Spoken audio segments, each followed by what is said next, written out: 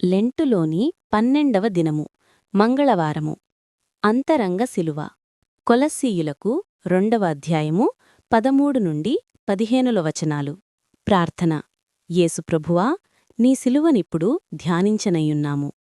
అందులోని అంతరంగ చరిత్రను మా కన్నులకు కనపర్చుము, జ్ఞానమునకు బోధపర్చుము.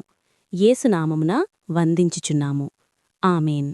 శిలువ ధ్యానపరులారా, ఈవేళ మంచి శుక్రవారము. యేసుప్రభువు శిలువమీద బాధపడుచుంటే ఇదెట్లు మంచి శుక్రవారము? మనకర్థం కాదు. ఒక మిషనరీ దొరగారు చెప్పినారు. ఏమనగా, ఈ శిలువ వల్ల మనకు రావలసిన మంచి యావత్తూ వస్తుంది. అందుచేత ఇది మనకు మంచి శుక్రవారమే అన్నారు. ఓ ప్రియులారా, శిలువ చరిత్ర, సువార్తికులు వ్రాసిన చరిత్ర అంతా చదివితే శ్రమ తప్ప మరేమియూ లేదు. సంతసింపవలసిన ఒక్క చిన్న సంగతి అయిననూ లేదు. అయినను విశ్వాసులైనవారు సంతసింపవలసిన దినము ఇదే.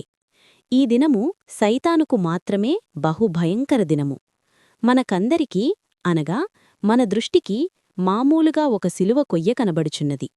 ఆ శిలువ కొయ్యమీద గాయపరచబడిన యేసుప్రభువు శరీరము కనబడుచున్నది. శిరస్సు మొదలుకొని క్రింది పాదము వరకు ఏకరక్తధార కనబడుచున్నది. అది మనకు మామూలుగా కనబడుచున్నది. యేసుప్రభువును వేసిన శిలువ కొయ్య సామాన్యమైన పొడుగైనదే. అయితే అయ్యగారి యొక్క మనోదృష్టిలో అది సామాన్యమైన పొడుగు కాదు. కర్రశిలువ మించిన పొడుగు ఈ శిలువ ఉన్నది. ఈ కర్రశిలువ మీదనున్న శరీరము, శిలువ చుట్టూ ఉన్న బహిరంగ మనుష్యుల సమూహము, ఇదంతా బహిరంగ శిలువవేత. సరే, ఈ బహిరంగ శిలువ చరిత్ర ప్రతిసారీ మనకు తెలిసినదే. ఇది మనకు కంఠే. ఇప్పుడు దానిని గూర్చి కాదు, మన మనోదృష్టిలో ఈ వారము మన మనోనేత్రములకు అంతరంగ శిలువ కనబడుచున్నది. దానిని మనము ధ్యానిస్తే మనకు అసలు విషయము తెలుస్తుంది. అసలు కథ మిక్కిలి చిన్నది, మిక్కిలి విశాలమైనది. అది మిక్కిలి చిన్నది గనుక ఈవేళ ప్రసంగము కూడా చిన్నదే. ఎక్కువ సంగతి లేదు, సరుకెక్కువ కనిపించుటలేదు. ఉదాహరణ, గోడమీద ఒక బొమ్మ ఉంటే ఆ బొమ్మను చూచుటకు ఎంత టైము పట్టును? ఎంతో టైము పట్టదు. అలాగే అంతరంగ శిలువను వినుటకు ఎంతో టైము పట్టదు. కొద్ది సంవత్సరములు ఈ బహిరంగ శిలువ ధ్యానిస్తూ ఉంటుండగా దాని వెనుక అంతరంగ శిలువ ఉన్నది అని నేను చెప్పగా ఆ సంగతి మీకు కూడా తెలిసియుండును. యేసుప్రభు ఈ బహిరంగ శిలువ మీద ఉన్నారు. ఒకటి, ఇక్కడ శిరస్సు మీద ముండ్ల కిరీటము ఉన్నదిగదా. అయితే ఆయన వెనుకభాగములో ఉన్న అంతరంగ శిలువ మీద ఆయనకు ముండ్ల కిరీటము లేదు, మహిమ కిరీటమున్నది. ఆ కిరీటమునకు ఆయనకు బాధలేదు, సంతోషమున్నది. ఆ ముండ్ల కిరీటము వెనుక ఎంత మహిమ కిరీటము దాగి ఉన్నదో గదా. ఆ రెండూ ఎంతవరకు సాగినవంటే, ఆ మహిమ కిరీటము ఎంత సాగినదంటే పరలోకములో దైవభక్తులున్న మోక్షము వరకు సాగింది. ఈ కిరీటము భూలోకములో ఉన్నప్పుడు అనేక శ్రమలు పొంది పరలోకమునకు వెళ్లిన పరిశుద్ధుల వరకు వెళ్ళినది. ఎందుకు సాగి వెళ్ళింది? ఓ పరిశుద్ధులారా, ఓ భక్తులారా, నేనింకా సమాధి కాలేదు, మరణము కాలేదు, సమాధిమీదనున్న రాయి తీయబడలేదు, నేను బ్రతికి సమాధిలో నుండి బయటకు రాలేదు. వచ్చినప్పుడు నాకు జయముండును, బయటకు వెళ్ళినప్పుడు జయముండును, వచ్చును. అయితే ఇవేవీ జరగకముందే నాకు మహిమ కిరీటమున్నది అని ప్రభువు చెప్పినట్లున్నది. శిలువ వెనుక ఉన్న ఈ మహిమ కిరీటము ఎవరికినీ తెలియదు, శిష్యులకు కూడా తెలియదు. ఇది పరలోకవాసులకే తెలియును, భక్తులకు తెలియాలి.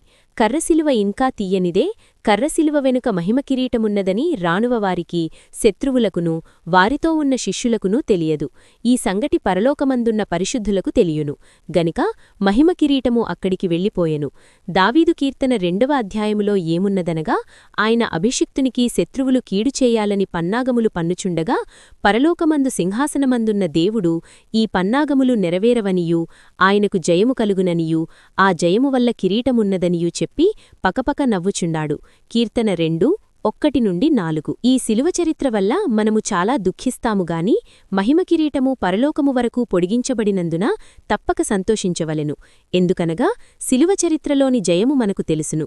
ప్రభువు సర్కీటులో శిష్యులకు చూచాయగా చెప్పినందున వారికి తెలుసుగాని ప్రభువు లేస్తారనేది 12 మందిలో ఒక్కరికైనా రవ్వంతైనా జ్ఞాపకములేదు. జ్ఞాపకముంటే సంతోషించియుందురు. ఈ మహిమ కిరీటము పొడవు పరిశుద్ధిలోకము వరకే కాదు, దేవదూతల లోకము వరకు ఈ పొడవు వెళ్ళెను. అంతవరకు వెళ్ళినదని మనకేలాగు తెలియుననగా, స్త్రీలు సమాధి దగ్గరకు వెళ్ళగా 2 దేవదూతలు ప్రభువు లేస్తారని తెలియదా అని చెప్పి లేచినారని జ్ఞాపకముంచుకొని చెప్పిరి. దేవదూతలు జ్ఞాపకముంచుకొని స్త్రీలకు చెప్పిరి. ఈ చరిత్రలో జయించినాడనే మాట దేవదూతలకు ముందే తెలిసింది. నేను జయించినాననేది ముండ్ల కిరీటముతో ఉన్నప్పుడే ప్రభువు చెప్పెను. ఏలాగనగా మార్కు 11:24ను బట్టి జరుగకముందే జరిగిందని ప్రభువు చెప్పిరి. ఈ క్రియ వల్ల ఈ వాగ్దానము నెరవేరిందని చెప్పిరి. ఈ కిరీటము అంతవరకు వెళ్ళెను. ప్రభువు యొక్క హస్తములు ఈ రీతిగా కొయ్యకు తూర్పు పడమరలుగా చాపబడియున్నవి. ఎడమచెయ్యి ఆదాము హవ్వలు పాపము చేసిన సమయము నుండి శిలువమీద ఆయన గాయములు పొందిన అంతవరకు చాపబడియున్నది. జాలరులు వల దూరముగా విసిరి అందులో పడిన చేపలను మెల్లగా దగ్గరకు లాగును. ఆ చేపలు దగ్గరకు వచ్చును. దగ్గరగా వలవేస్తే ఎక్కువ చేపలు పడవు. దూరముగా వేస్తేనే పడును. ఆయన ఎడమచెయ్యి ఆదాము హవ్వలు మొదలు శిలువ వరకు 4000 సంవత్సరముల నుండి పాపులుగాసున్న పాత నిబంధన పాపులందరినీ దగ్గరకు లాగుకున్నది. దూరముగానున్న బిడ్డను దగ్గరకు మనము లాగుకున్నట్టుగా ప్రభువు వారందరినీ తన దగ్గరకు లాగుకొనెను. కుడిచెయ్యి మహిమ శిలువమీదనున్న చెయ్యి. ఈ చేతిలో ఆయన రాకడ వరకు 7 సంవత్సరముల శ్రమల వరకు 1000 ఏండ్ల పాలన చివరి వరకు దీని చివరన అంత్యతీర్పు చివర వరకు ఉన్న ప్రజలను తన దరికి ఆకర్షించుకొనుచున్నారు. అలాగూ ఆయన ఇక్కడి వరకు ఉన్నవారిని తన దరికి చేర్చుకోకపోతే మనిషి అక్కడి వరకు వెళ్ళి ఆ తర్వాత నరకములోకి దూకివేస్తారు.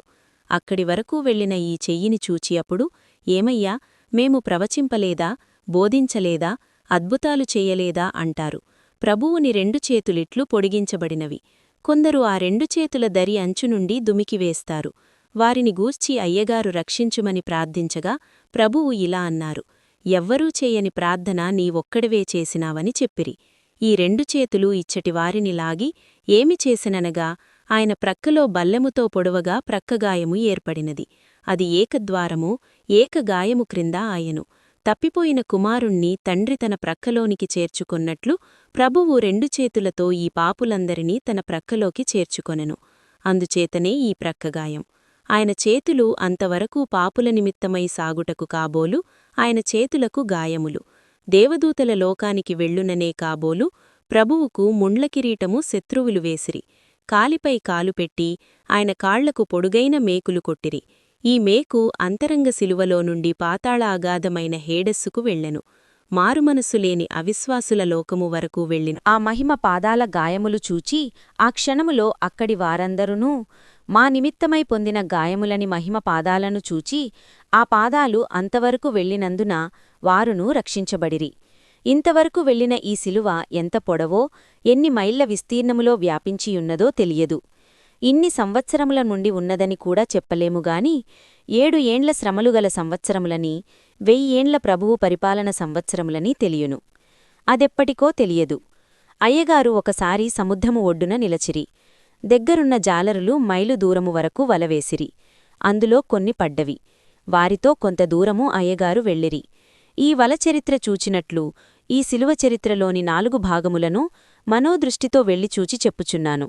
ఆ మహిమ కిరీటమును చూచి నాకునూ ఇట్టి కిరీటమున్నదనియూ, ఆ చేతులు చూచి నన్ను కూడా ఆ చేతులతో ప్రక్కలోనికి చేర్చుకొనుననియూ, ఆ పాదాలు చూచి నాకు సంబంధించిన వారిని అధోలోకము నుండి తెచ్చి తన ప్రక్కలోనికి ఆయన చేర్చుకొనుననియూ తలంచాలి. ఈ చరిత్ర అంతా మహిమ చరిత్రే. గనుక మనమందరము 3 గంటల వరకు ఈ చరిత్రలోని మహిమ యొక్క మహిమ ఎంత గొప్ప చరిత్రో చూస్తాము. 1. దేవాలయపు తెర చిరుగుట అనగా దేవునికి మనిషికి మధ్య అడ్డులేదు. దైవ సన్నిధికి ప్రతి పాపి వెళ్లవచ్చును. 2. శిలువ ధ్యానమును గ్రహించి చేయుట మంచిది. అది ప్రభువుకు కిరీటము. అది ఆయనకు ఆనందము. 3. భూగర్భము ప్రభువు శిలువ కొయ్యను తనలో పాతినందుకు దుఃఖించుచున్నది. అయితే అందులో నుండి పాతాళములో ఉన్న వారిని ఆయన రక్షించెను. 4. పరలోక పరిశుద్ధులు ప్రభువు మహిమ శిలువను చూచి సంతోషించుచున్నారు. 5. భూలోకంలోని విశ్వాసులు సహితము పాపులు గనుక ప్రతివారు శిలువ మోయవలను. 6. మీ హృదయములను శిలువలోనున్న క్రీస్తు పాదముల మీద వేయండి. అప్పుడు శుద్ధి కలుగును. 7. మన పాపములు ఆయనను బాధపెట్టెను గనుక దుఃఖించవలను. ఈలాగు క్రీస్తు ప్రభువు యొక్క అంతరంగ శిలువలోని మహిమ చరిత్ర మీ అనుభవములలో ఉండునుగాక. ఆమేన్.